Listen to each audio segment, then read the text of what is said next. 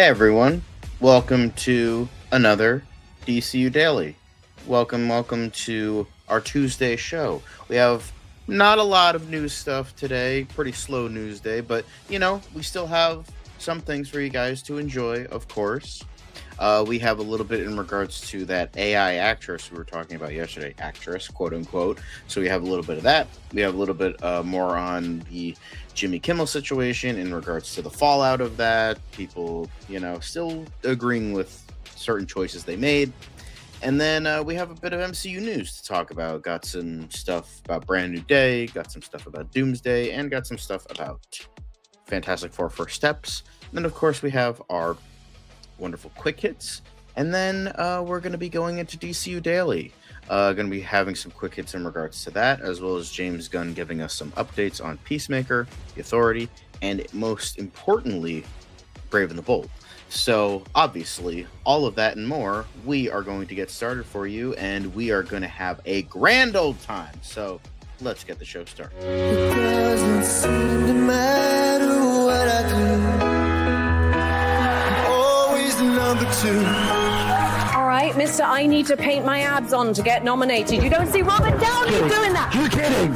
You're kidding. I can't open the envelope without the... Warner Brothers is heading back into the Matrix with a new movie in the works. Wonder what other surprises are in store. I want to be Bruce Wayne. I like that. You're gonna love me.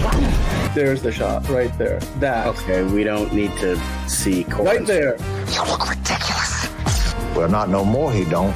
What, dude? I can barely understand you. Your accent's insane. What the world needs now. Give me a hand up.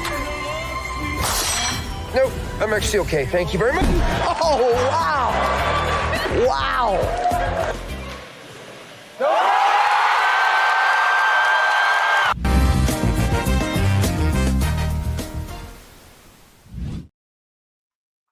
Can't get enough of that music.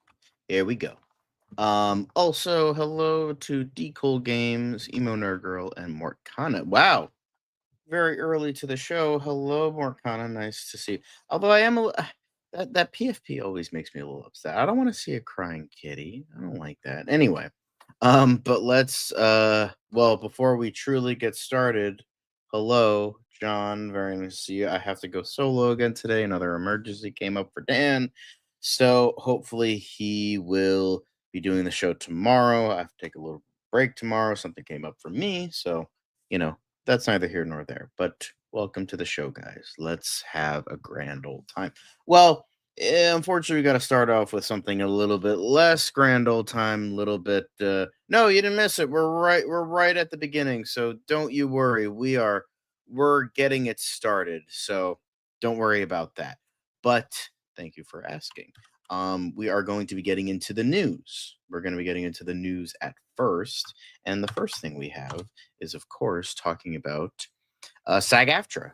I was talking about this yesterday or last week, or yeah, I think it was last week, when I was talking about how SAG-AFTRA has got to be saying something. They got to be saying something about this whole AI crap. And guess who came in not even a couple days later? SAG-AFTRA talking about this AI actress. Well, not really AI part, but AI actress. And pretty much just doubling down on what we've all been saying in regards to this very, very idiotic situation. Well, in my opinion and many others' opinions. So, there is that. So, of course, they were saying a lot in regards to what this represents and how they don't agree with it. Because, I said before that the whole basis of those strikes, what was it now? A year ago, 2 years ago? Was it 2020? I think it was 2023. Yes, I think it was 2023. And it was all about AI, like in infiltrating, actors and writers, creativity, and this is kind of what they were trying to speak out against. And well, they're truncating and doubling down on it anyway. So SAG-AFTRA slams AI actress Tilly Norwood. She is not an actor. It has no life experience to draw from, no emotion. It doesn't solve any problem. It creates the problem of using stolen performances to put actors out of work, jeopardizing livelihoods and devaluing human artistry. Now, to go over what we were talking about yesterday, this woman, Aline van der Velden, Dutch founder of the AI outfit Particle 6 Productions, announced at the Zurich Film Festival the launch of Sequoia. I'm probably mispronouncing that, but at this point, I don't really care. The world's first artificial intelligence talent studio. And it's, of course, we were talking about this yesterday, how it met with a lot, and I mean a lot of outrage. So yeah, more and more have been saying it. I know I've seen a couple actors talk about it, in addition to the ones we were talking about yesterday, but this was the biggest one in terms of SAG-AFTRA finally saying something, and deservedly so. But this is what they were talking about. This is the full statement right here. Um, we have right here. The union is opposed to the replacement of human performers by synthetics. To be clear, Tilly Norwood is not an actor. It's a character generated by a computer program that was trained on the work of countless professional performers without permission or compensation.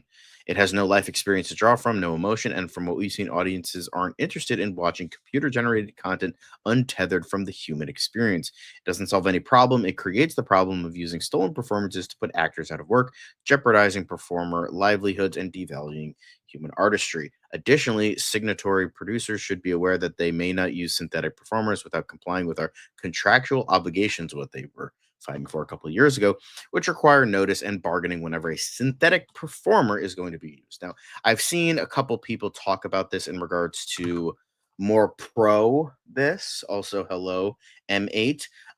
More quote unquote pro this, where they were like, well, what's the difference from using CGI animation? Well, it's like the difference is humans made CGI animation with their own two hands. They worked on that for many months. They didn't just input it into a computer and then it shit something out. And you still have actual voice performers, voice actors performing the roles in the film, and they haven't done that before. Like, they haven't done that performance. You're not drawing from that and then just shitting it out somewhere else. Hello, Monique. Nice to see you. It still requires human ingenuity and creativity to make this film come true. Like, whether it's animation or live action or whatever form it does take, puppetry. I know that was another thing that was referenced as well. So it's all just a very idiotic situation, in my opinion. So yeah, I'm not a huge fan of it. So I don't think anybody is really having a huge fan of this whole thing, because it's very idiotic, and the reason, oh, it's not meant to replace any actors. I'm like, then what's the reasoning here? What's your reasoning? Because I can't see what your reasoning could be outside of replacing actors by stealing faces and performances from other actors without compensation. That's essentially what you're doing. It's essentially what you're not what you're saying, but it is what you're saying. So, um, it's also hello, Patrick. Nice to see you. Yeah, the model is made by humans, but like by drawing the efforts of other humans into it and without compensation. This is literally what SAG-AFTRA was talking about back in the strikes in the fall of 2023 when they went on strike. They're just it's essentially the AI art thing, where it's just like they're taking art from other people and shitting it out somewhere else. Well, that's what they're saying here, is they plan to have this AI actress who's not an actress. She is essentially a character who can't draw from any probable experiences that an actual human would. And it's just a way of them using a performance without paying anybody. That's essentially what this is. They can biff, wham, and talk about it any other way, and explain it like, oh, it's not. Well, it is. You could say it's not, but it is. And you're essentially just creating this thing with computers and just shitting it out. Because actually, like an animation an animated film is still using the combined efforts of people working on this specific thing, not just like, oh, we're gonna just look at what has been done in the 100 years of film that has been done before and putting it somewhere else. Yeah, they're sketchy, but not in the good way because they no real sketching was required. But yeah, it's very I find it to just be very idiotic, and I think SAG-AFTRA will definitely agree with that. And yeah, I think it's just overall very stupid. But we'll just have to wait and see how this turns out because I can only imagine that we are going to be talking about this for a while. But next up, in terms of the Jimmy Kimmel situation going from one controversial thing to another, apparently Disney lost a reportedly almost 2 million paid subscribers in the week after suspending Jimmy Kimmel. So the planned Disney Plus price hike may have sped the company's choice to return to the talk show to air. So there was apparently, according to this, that almost 2 million people, 1.7 million specifically, canceled their paid Disney streaming plans between the 17th and the 23rd. The total allegedly includes subscriptions to Disney Plus, Hulu, which both my sister and my parents did, and ESPN. The fall off reportedly marked a 436% increase over the usual churn rate for the service. We've reached out for Disney Plus for this comment. So it was kind of like a bad timing and then even worse timing considering that they also increased subscription prices. Dan and I went over that last week. And yeah, not the just going from bad timing to even worse. And yeah, it's all just very very what's the word for it? Karma. I think that's a good word for it. Karma. But obviously you're still not going to have those people come back to your streaming services after what you did, after you kowtowed to the FCC, who kowtowed to the man in charge. And I don't watch Disney either, but I would say that's not poor Disney. I mean, they're still making millions upon millions of dollars and they still have millions upon millions of more subscribers, but there were some people that thought that they needed to unsubscribe, and it's honestly deservedly so. It's karma. That's essentially what it is. But yeah, I mean, Disney was still one of the perpetrators. They could have said no, but they didn't, and they had to kowtow to the FCC and then eventually go back and, oh shit, we're losing money from this. We have to go back. So I don't feel bad for them in the slightest. They're still going to get their millions. They're still going to get their billions. So it's neither here nor there. It's still Disney. They're still going to be one of the biggest corporations on fucking planet Earth, and they're still going to get tons of money. So this isn't even a debt. This isn't even pennies to them. This is like the shit on the bottom of their fucking shoe. But, it was still big enough to be like, hey, let's bring this back. So, well, bye, Patrick. But yeah, I think very deserving. But apparently the Next Star CEO has defended pulling Jimmy Kimmel Live. No one has an unlimited right to say whatever they want. I mean, they do. It's literally fucking called the First Amendment. Look at the Bill of Rights, look at the Constitution. It's there. It was stated by a bunch of dudes over 300 years ago saying like, hey, almost 300 years ago saying, hey, you have the right to say whatever you want. Now, I do agree that that does not mean they have the unlimited right to say whatever they want in terms of consequences, because they have the right to say what they want, but they also have the right to be fired. And here's the thing about that is if it was just Disney like firing Jimmy Kimmel, I could see that. But the fact that there was a chain of command that went back to the president and it brings in the government, that's the thing that's disconcerting about it all. So, Perry Sook acknowledged it created difficult and at times distressing circumstances for the company's ABC affiliates. No one has an unlimited right to say whatever they want on a talk show. Every network and station has made tough calls when on air conduct crosses a line. This isn't a violation of the First Amendment. It's an exercise of editorial responsibility and stewardship of public airwaves.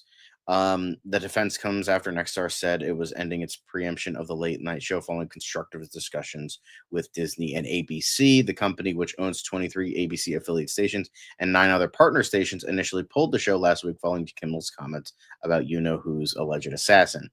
After Nexstar's move, ABC followed suit in order to avoid further inflaming a tense situation at an emotional moment for our country, adding that some of Kimmel's comments were ill-timed, and thus insensitive. And then, we went on and on and on to talk about it. And, we've talked about this many times, but yeah, it's just, I agree. It is some BS because normally if like I said something and Dan didn't like it and I got fired, well, that's fine because he has every right as technically my boss to fire me for whatever fucked up shit I say. However, if Orange Boy told Brendan Carr, told another guy to tell Dan to fire me over what I said, well, you're bringing in the government, and that is a violation of the First Amendment. So, yeah. Yeah, we know that. So, that's it's a overall pot of bullshit. I will just say it. No comment. I just agree with the BS. That's neither here nor there. But that's it for the news portion. Well, non-themed news, because now we're getting into the MCU side of things. Now let's get into the wonderful world of Disney. Speaking of, ironically enough, we are now going to be going into Doomsday. So Doom is coming. Doom is coming. And the Russo brothers, they shared a little something in regards to the Avengers Doomsday set and look hard. Now, what they did post this image, hang on, this image right here, and this is the original Instagram. So this could be now, unfortunately, I can't really zoom into this farther. Yeah, it kind of gets fucked up. But obviously, we see a figure here. Obviously, we don't know who it is. It's assumed that it is, in fact, Robert Downey Jr. So there is that as well. But I don't know. We'll have to wait and see if but I don't know if it has anybody. It's right here. New rock stars, we are counting on you. Every content creator is about to have 2 hours. This means Tom McGuire and Andrew Garfield are in the movie. I don't know. I can't really see. It doesn't really look like Robert Downey Jr. And God knows I don't think it's Tom McGuire. It looks too old. So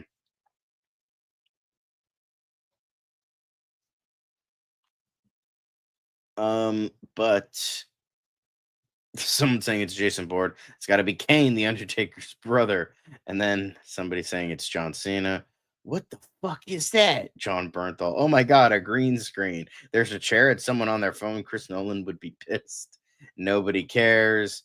Yeah, that is very clearly just Joe Russo. Well, yeah, honestly, it does kind of look like him. So that's definitely the case. But I assume maybe they're talking about background stuff here. I don't know. I don't really give a shit at this fucking point. I've said many a times before that I really don't fucking care, but who is the shadowy figure? Yeah. Is James Gunn getting fired? Why would he be getting fired? He's not getting fired. Anyway, good evening, watching Superman again, but first time on HBO, or maybe I should say it's playing in the background. Why? I don't know why. People easily getting offended about everything they put out now. MCU going to play it safe with Avengers, Doomsday Secret just to make money. What? LOL. Was Deadpool 3 safe? That's movie was super bloody and violent. Yeah, only because Ryan Reynolds pushed for it, and that's essentially what it is. But yeah, it just kind of looks like Joe Russo to me. after somebody said that, I don't think it's Robert Downey Jr. I don't know who else would it be. So I think it's probably just Joe Russo sitting in a chair. Anyway, next up we have Robert Pattinson. Now, this has been making its rounds all over the internet. So there were a couple scenes of like a couple things of Zendaya and Robert Pattinson. He's not a Nazi, but I don't know where the fuck you got that from, but that's a whole bunch of bullshit, but whatever. Unless he literally fucking said Sig Heil in a fucking like recent interview, I don't think he's gonna get, you know, I don't think he's gonna get fired anytime soon. But this is about Robert Pattinson apparently being seen with Zendaya or something like that, and people like, oh, he's in Brand New Day, and then he's gonna be playing Harry Osborn. But I think, I think it's safe to say that no, that is not the case. It's very dumb because why the fuck would Robert Pattinson be in Marvel's biggest competitor's franchise and then come over to Marvel to be in Brand New Day as a character that is like he's like in his almost like 40 at this point. Like, what the fuck? But yeah, I just think that that's very stupid, and the fact anybody believes it is crazy. But this and the things that have been like, the scenes that were showcased were either from another movie or they were AI made. So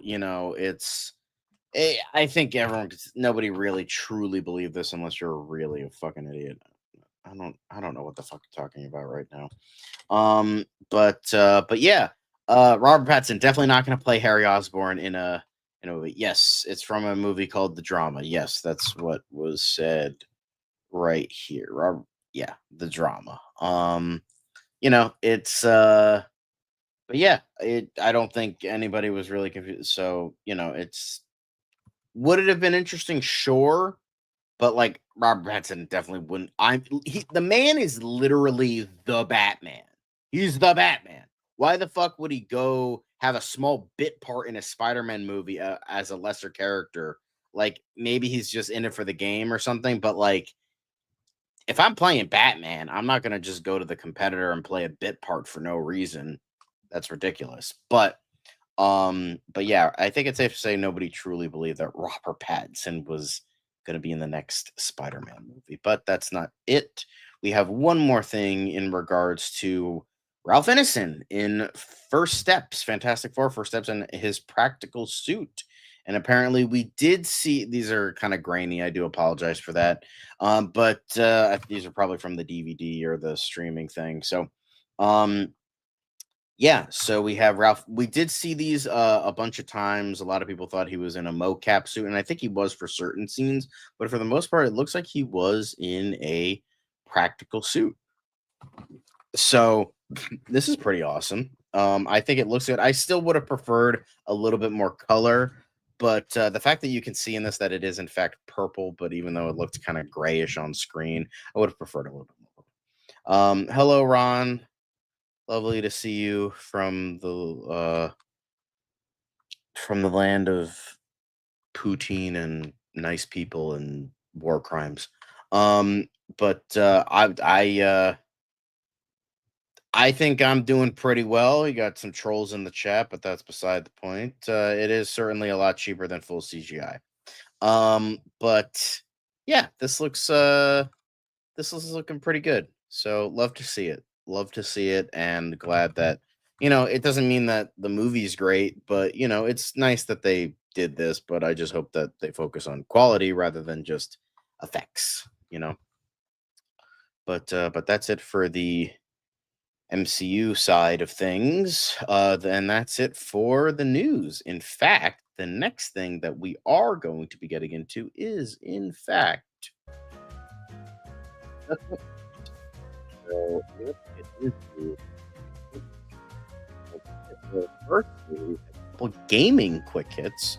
So if you wanted to hear more about gaming stuff, then boom, we got that. Apparently, Sony is quietly introducing an updated PlayStation 5 Digital Edition console with smaller SSD. It's rolling out in Europe and sold at exactly the same price.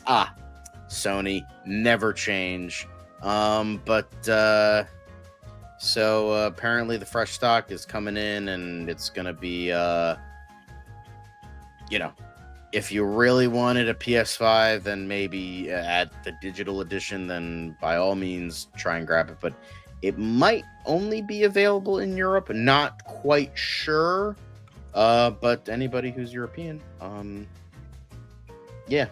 But yeah, Sony being stupid, and I agree, Ron. Don't get the digital version, get the CD version.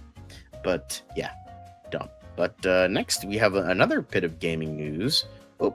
Terminator 2D, No Fate, delayed, proving that not even Skynet is safe from the tariff. So, a side-scrolling retro indie game called Terminator 2D, No Fate, that includes original scenarios and multiple endings, mainly using the graph of Terminator 2. That apparently it's going to be delayed this time in a couple months to November 26th.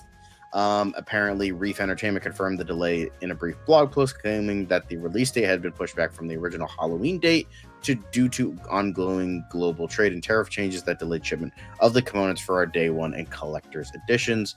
So that's good on them. Try to delay it instead of outright canceling it or selling it at a worse product. So that's good on them. But honestly, this looks really fun. I might put this on my watch list because this sounds really awesome. I have to do that after the stream. But next up, the thing I'm really excited for that I wanted to include is that Together director Michael Shanks, no, not the one from the Stargate series, but a different Michael Shanks, sets next film called Hotel, very dumb title, but at A24. And the film is going to be about a man who wakes up trapped in a mysterious hotel room all alone in a mind-bending prison. His only chance for escape is teamwork with himself. So it definitely has Moon vibes. That movie with Sam Rockwell where it's like he's with himself, but I don't know if like himself is figments of his imagination or like literal clones of himself. So we'll have to wait and see what that is. But I'm super stoked for this. I thought Together was fantastic. It's still in my top 10 of the year. I think Michael Shanks has a bright future ahead of him, even though he does look a lot like Rich Evans in this picture for some reason.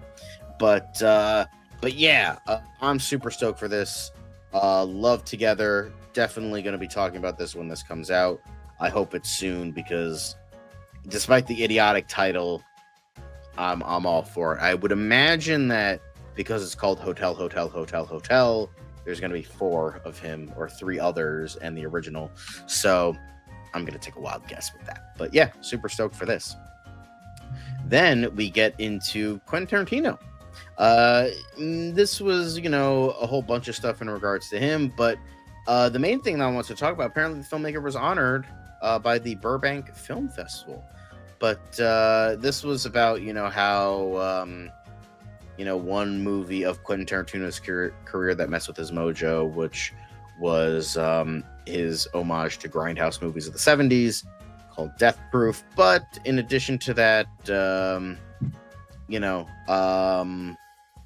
just talking about how he was eventually honored and all of that. So yeah, he was just talking about how it like shook his confidence at the time, but now he's in a better place and he's being honored as the great director he is. So there is that. He looks like the killer from I can kind of see that. But yes, so congrats to ya boy Quentin Tarantino. But next up we have Colin Farrell going from an American to an Irishman. But he was talking about a recent film he's going to be starring in, and as well as how Joel Schumacher changed his life. He took a chance on an Irish kid, obviously talking about the film Phone Booth, which is probably one of Joel Schumacher's most underrated films, an exceptional movie.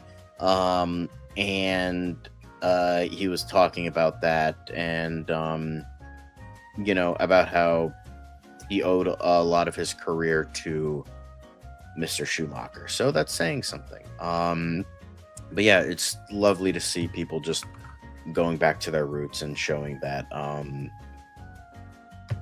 having respect for the person that got them there, I don't think he looks down upon it. I just think, like, he made this movie, he loved it, but then, like, the fact that not a lot of people liked it and their experiment with Robert Rodriguez didn't really work.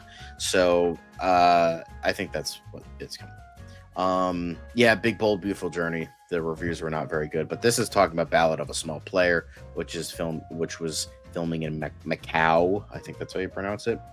But yeah, way to go, Colin Farrell, remembering a very underrated director. But next up, Patricia Clarkson. Now the last bit, we're going to do some casting news. Patricia Clarkson joins Netflix's Ransom Canyon season 2 as production gets underway. Congrats to Patricia Clarkson. She is a very, very fine actress.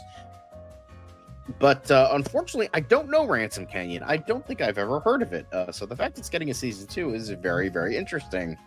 Yes, Ron, we talked about it at the top of the show about how SAG-AFTRA did have a response to it, and they were not too kind, which makes sense because they are essentially stealing actors'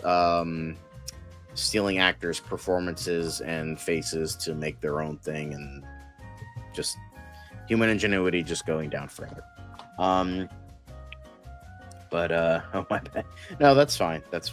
But yeah, Patricia Clarkson, congrats to her. But now the last bit of quick hits we have is Bette Midler. She joins Jonah Hill and Kristen Wiig in Warner Brothers comedy Cut Off in the film following rich siblings Hill and Wiig, who are cut off from their parents. Midler will play the family matriarch. So it's going to be written by Ezra Woods and Hill, and it will shoot this fall with Strong Baby's Matt Dines and Ali Goodwin producing alongside Hill. So it's going to be released in theaters next July 17th, which will have a ton of butting heads with Superman during that time as well. But it is a Warner Brothers production, so it won't be too bad. But next thing we have is not the quick hits. The next thing we have is actually DCU Daily. So let's turn off that music. And I gotta thank everyone for watching the show so far. We still have a little bit more to get into with DCU Daily. Not a ton of DCU news, but we will be talking about it. So obviously, join us for that, and we'll see you on the other side of this wonderful intro. It's another project that's been blessed from the beginning. There's the shot right there. That. Okay, we don't need to see right there. Hey, buddy, eyes up here. Now you want to get nuts? Let's get nuts. Here we go. Victory mine. Ask me how am I doing? I'm telling you, really, I'm doing sublime. I never wait in a stewardess line. I just go do it. I'm moving my time. Really had nothing to do with it. How am I moving? I'm moving like you want to shine. Follow my lead. Don't listen to lies. I had to put me all in the line. That's why I know that victory's mine. I prefer Jared Leto. Hunka hunka.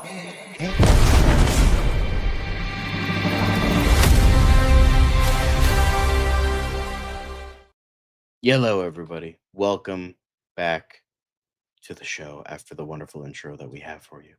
So here we go. I am your host. I don't know why I'm talking like this, but I'm your host, John. Very nice to see you. Anyway, so enough of that. But welcome back. So the first thing we have are actually a couple quick hits. So we will be getting into those really quickly, I guess you could say. And the first thing we have is the most famous line from The Dark Knight. Now, I know Dan is watching. Try not to splooge in your pants, but The Dark Knight's most famous line was not written by Christopher Nolan, and he's still pretty pishy about it. Apparently, it was written by Jonathan Nolan. I actually did know this. This was released a couple of years ago, but I do remember reading this that it was in fact written by Jonathan Nolan. And at first, Christopher Nolan said he didn't understand it, and he never understood it for years. I think it's pretty self-explanatory. But if anybody doesn't know what we're talking about, it's the most famous line: you either die a hero or you live long enough to see yourself become the villain, which has since been repeated in the pop culture zeitgeist many a times. So, but yeah, let's pray to God that that does not happen. Anyway, but yes, so that very, very famous line, it takes a special kind of canonical classic to feature a line in dialogue so memorable that anyone could identify what movie comes from without any context. You either die a hero, you live along with yourself, become the villain. Uttered by Harvey Dent in The Dark Knight fits the bill. In what is likely to remain his culturally definitive and most popular movie, Christopher Nolan, for better or worse, changed the film landscape forever by making a super movie feel like an American epic about crime, justice, and society's belief in costumes, vigilantes as religious dogmas. So Jonathan Nolan wrote the famous line, and apparently, Jonathan Nolan wrote it, and Christopher Nolan is plagued by it. He said, "I'm plagued by a line from The Dark Knight. I'm plagued by it because I didn't write it." Nolan said, especially because the line was the one that most resonates. When Jonathan first conceived Dent's line, Christopher admitted that he was puzzled by it, but the latter skepticism was proven wrong, expressing that it kills him that he can't claim authorship of the line. In this story, it's absolutely that. Build them up, tear them down. It's the way we treat people. I mean, this has been said in superhero media for as long as we can remember. I mean, the Green Goblin says something similar in the first Spider-Man movie. It's like, I forget what the exact line was. Hold on, I'm actually going to look it up. I forget what it was. It was something along the lines of, one day, like, they'll love you for now, but eventually one day they will hate you. There's that whole thing. In spite of everything you've done for them, eventually they will hate you. But that's it's that's not as culturally relevant, even though it did beat The Dark Knight by 6 years. So there is that. But I don't think so. I don't think he's the villain. I just think he just wishes he could have, done that. But I mean, this whole thing is like the idea that they'll love you and then eventually hate you. We as humanity love to tear down a hero. We love a hero, but then we love to tear down that hero. So in spite of everything you've done for them, eventually they will hate you. So, it's gonna well, the thing is, the only reason I remembered it is because I just watched the movie a couple days ago. I rewatched it in the theater. I just couldn't remember I just couldn't for some reason get the specific line, but I looked it up. So, yeah, and it did it fucking terribly. So, but that's like an ongoing thing, like we've gotten recently, of like the idea of like the hero being torn down. It's an easy way to present a story like that. But yeah, it definitely fits the themes very well, and it's a shame that Christopher Nolan didn't write it, but hey, he still has the credit with writing one of the most famous and culturally revered superhero films ever made. So I think he can live with that. The man is in charge of the DGA. He's been knighted. His entire filmography is like critically acclaimed. I think he can still live with the fact he didn't write one great line of dialogue. I'm just saying. Yeah, I mean, it's a tale as old as time. At least Nolan wrote it. Yeah, at least David S. Goyer didn't write it. Ew. I like David S. Goyer, but he's very hit or miss. Mainly miss, but that's beside the point. Anyway, so let's go into this next quick hit. Meant to be quick, but that's okay. But James Gunn says he is probably not going to do certain movies with unknown DC characters. It's harder to get people in the theater. So during an interview with Deadline, Gunn was asked for an update on the previously announced movie The Authority, which will see Wildstorm characters join the DCU. The project was put on the back burner earlier this year, but Gunn confirmed it's still happening. There's someone who's a really good creator who talked to me the other day, he told the outlet. Since Gunn used the word creator, does that mean The Authority is now a TV series? Who knows? Answer good. I'm probably not going to do certain movies with characters who audiences don't know. It's harder to get people in the theater for that kind of thing. So Gunn said back in February, The Authority got messed with through all of the other things that were happening, including Superman, and wasn't our priority at the moment. The script had a harder time coming along. and all of that. Often described as an edgier Justice League, the Authority was originally created in 1999 as a Black Ops team of anti-heroes. And obviously, it's the engineer still leaked in and became that. So, the main thing to talk about is also hello, Tony. Nice to see you. um there is the idea that I think this makes sense. I think it's play it safe, make it for TV, like stuff like Peacemaker or Creature Commandos. Play it safe and have those guys be on TV, and then people, the characters that a lot of people know, like Superman, Supergirl, Batman, Wonder Woman, those are the ones, those are the big hit money makers. And then you can have the stuff be on TV. And then if that makes leeway, that makes like The Question or Paradise Lost or anything like that, then those things can like eventually leak into the movies and they can become household names on the big screen. So I can see what he's saying. I understand like people be upset. He's definitely not saying it at all, but he's definitely saying it like we can still do these characters. However, there is still the idea of we have to think about, I mean, he is a CEO. Yes, he's the creative CEO, but he still has to think about the idea of like, well, these characters are not known and they're not going to make money, so we got to see how that's gonna go. I do too. But I think he's going to stick them with TV rather than big budget movies, because that's a bigger risk. And WB can't really be risking stuff right now. Yes, they did make $4 billion this past year, but they still need to keep it safe, especially with this merger happening, if that's actually happening. Yeah, I agree. Like The Question would be a great miniseries, 100%. I don't think that would make a. I mean, I think it could make a good movie, but I think it's just like small scale, grounded.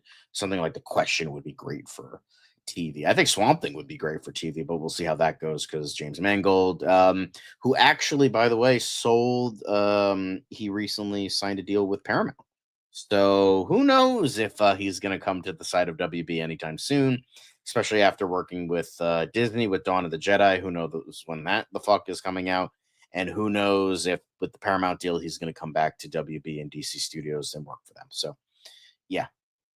Oh, God, Etrigan the Demon. I think you meant Etrigan the Demon, not Estrogen the Demon. That's a very different character. But Etrigan the Demon. I don't think it... I think The Authority as a movie is dead, but I think it could still show up as a TV show. I would love to see a Green Arrow movie, but I think I kind of agree with that. But the thing is, Green Arrow was on TV for so damn long that maybe they can, work on it as a movie. Yeah, because they fucking fucked up the taxes on it, and that's why we couldn't fucking get the second season, because it's like, oh, the taxes for about this much, they forgot to put a 0 on it. They weren't paid as much, and so they couldn't finance the show properly, and so they fucking had to cancel it. Very dumb. Very dumb. But then the last bit of news is kind of going off of what was said in that previous article, but James Gunn teases some Peacemaker characters will continue in another DC series. It's not exactly Peacemaker 3, new update on the Authority. Obviously, it's what we were just talking about, that, but let's actually change it over to this. So James Gunn teases some Peacemaker characters. So after the whole twist, in regards to this and, Nazi Earth, after that pivotal episode of HBO Max's Peacemaker, boom, we're getting stuff for Man of Tomorrow. We're getting stuff for this, that, and the other thing. So James Gunn was asked eventually, like, hey, what's up for the future of Peacemaker? Essentially, in the short term, there's not a season 3 of Peacemaker. Season 3 of Peacemaker. You're going to find out more in episode 8, because it's not necessarily that, responded Gunn to our query about another season of Peacemaker. Some of these characters will continue, but also it's not exactly Peacemaker 3. I'm not ruling it out. You'll see episode 8, and you'll find out a little bit more. For quite some time, Gunn was planning a Peacemaker spinoff based on Viola Davis' Suicide Squad boss, Amanda Waller. Development on that series has been a slow go. Also, since John Cena's Chris Smith killed his doppelganger in the other universe, which we just learned is an Aryan Utopia, could it be that his father Augie is actually alive, that it was an Augie clone who Chris killed at the end of season 1, and the real Augie has been living in the other? No, that's That's so fucking beyond fucking stupid. Like, I don't know why they asked that. That is beyond fucking ridiculous. Whatever Augie's in this other world, he's kinder to his children. That is true. We'll find out more about Augie next episode. A terrific performance by Robert Patrick, as always. But by the way, that Rick Flag Sr. gets Lex Luthor spelled wrong to a better jail scene was always part of Gunn's plan for Peacemaker Season 2, even before the Nazi world was. When I pitched to DCU what the basic stories were throughout the TV shows and movies, this was a part of that. So he goes on and on about this, and then eventually talking about the Authority. So he's saying it's the one, what was said in the last article. So this is essentially him saying that, yeah, the Authority movie is probably dead, but it does give us did give us some update in regards to Peacemaker, how we might not be getting a Peacemaker season 3, but we will be getting some other stuff with these characters in other projects, probably Waller, probably Creature Commandos, and probably some other projects, maybe like a Stormwatch show, or maybe the Authority show. Maybe that's what it is. But a lot of people in the chat, Green Arrow could show up in Lanterns, given how grounded it's supposed to be. You can tell James Gunn is learning the marketing and business side of running the studio. Wonder Woman Fast Track, Batman script person overseeing Paradise Lost, Waller, the Authority in Limbo. Well, yeah, but they even said that season 1 of Lanterns is going to be like a True Detective grounded type of show. Yes. I mean, yeah, because he fucking makes money. You can pretty much blame the 89 movie for that, because that started whole Batmania and all that shit. Are there any? Yeah, Supergirl, she's getting a movie next year in June. So something was like the horror I pictured Clayface movie. Like, yeah, the show, at least season 1, is very terrestrial, supposed to be like True Detective. Yes. Yeah, who knows? Batman is a sure thing. August is a dumb name, 100%. I think it's an old name. It's a very old, like Ernest or something like that, or Mildred. Nobody's calling their kids that anymore. 12 Batman movies. No, we're just getting 2, maybe 3 confirmed Batman movies. Well, 4 if you count Dynamic Duo, but that's beside the point. I wonder whether Augie might be opposite of White Dragon and not racist. At least the preview made it seem like it was a process. No, I mean, even in the first episode with Chris going to that world and being like, hey, and Mer's like, those dirty imps, those imp munchkin motherfuckers, it still sounded pretty racist. And plus, it's Nazi world. Racist. Hello. Supergirl, Zatanna, Black Canary first pops in my head. Well, those aren't confirmed, but Zatanna and Black Canary were teased in Clayface, but they weren't shown. They're not going to be in Clayface. So, but Supergirl is 100% coming out. Yes, that is true. So, yeah, Augie is bigoted as fuck. Yeah, of course he is. So there is that as well. But yeah, this was the grandiose update on Peacemaker. A good one that's actually about the birds of prey, hopefully. Like Lex and his hate for metas calling Superman. Yeah, when you think you're a hater, Lex Luthor has you beat, But next thing we have is, in fact, Batman stuff. Now, it's not about the Batman Part 2, but like, actually, you know what? We actually don't have a Batman specific one, but we'll just go back to DC news. But it is Batman related.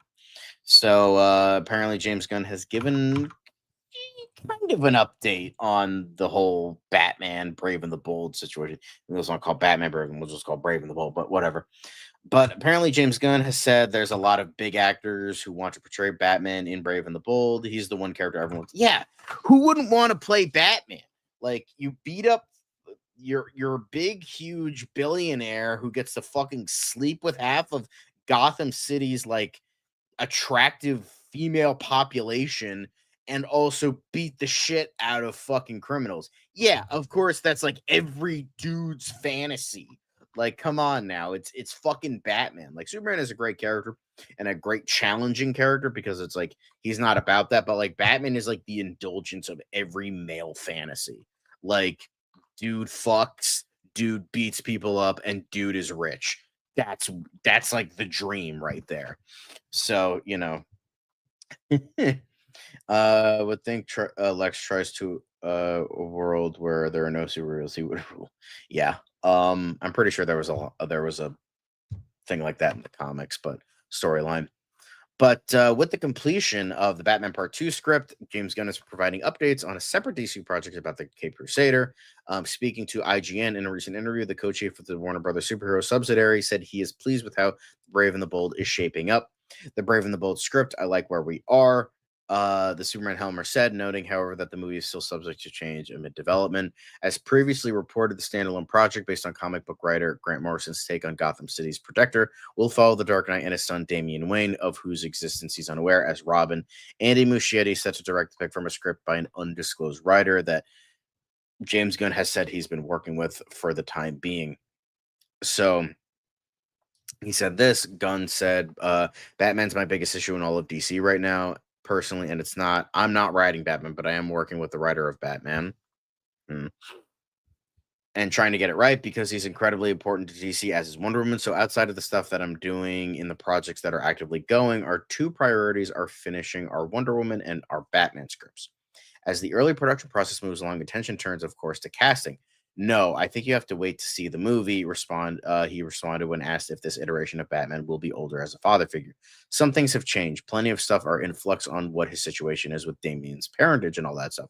So I wouldn't take any of it. Yeah, I mean, the actor who wants to listen, first of all, I can't tell you the amount of big actors that have told me they want to be Batman. Gunn continued, I think you'd have a harder time finding actors who don't want to be Batman. He's the one character everyone wants to play. That's the truth. So he's still pretty vague on all of this. You know, uh,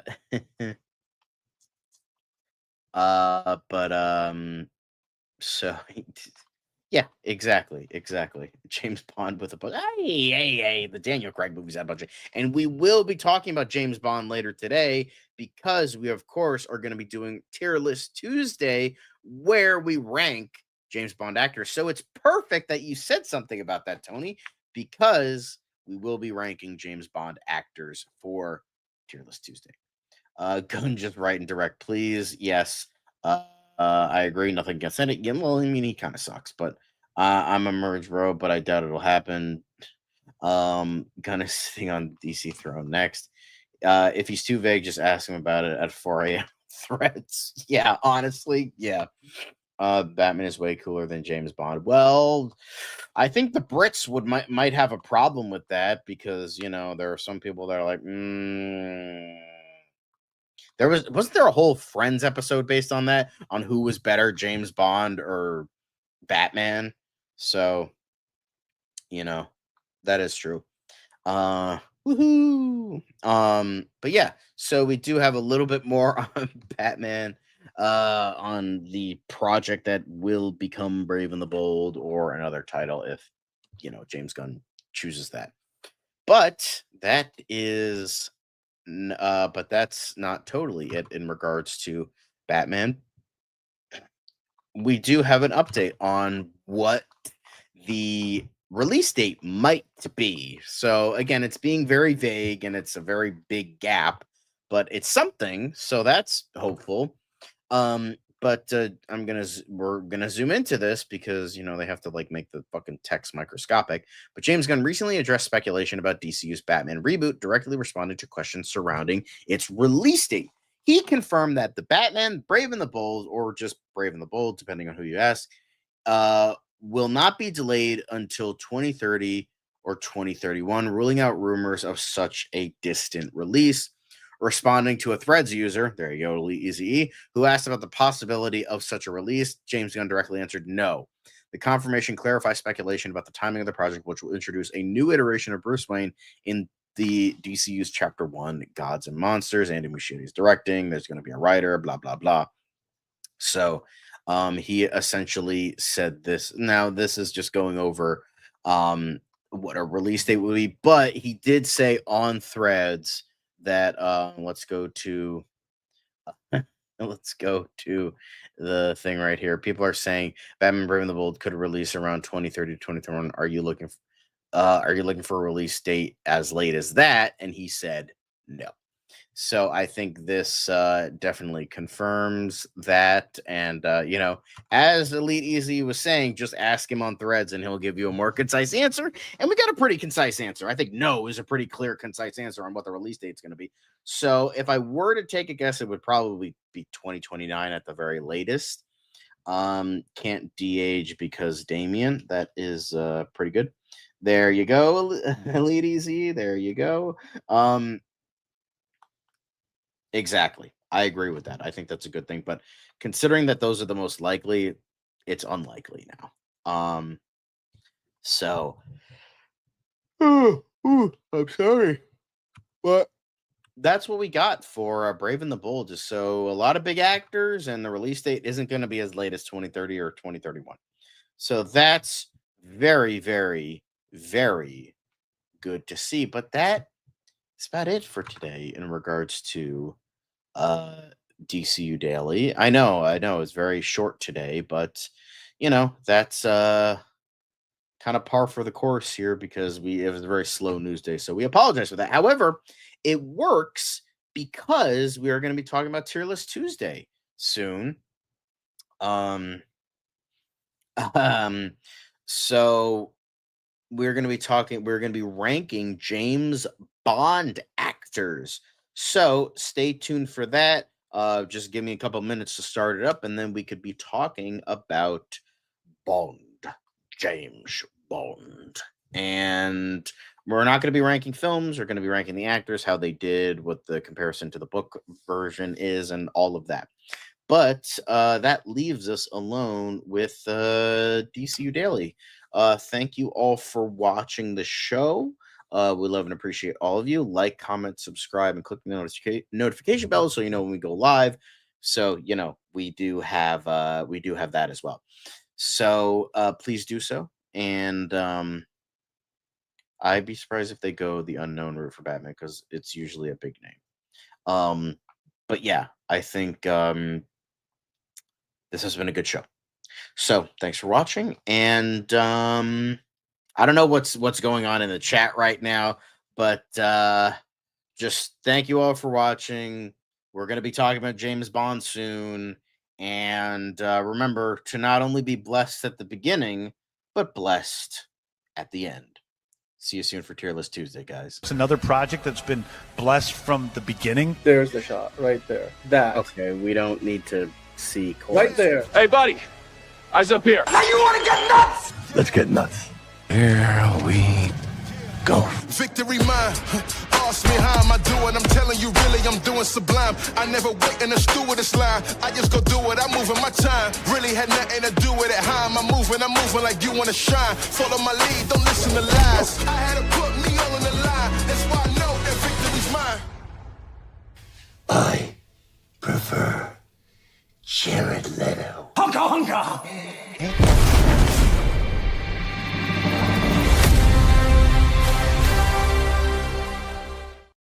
Fuck Jeff Snyder, everybody.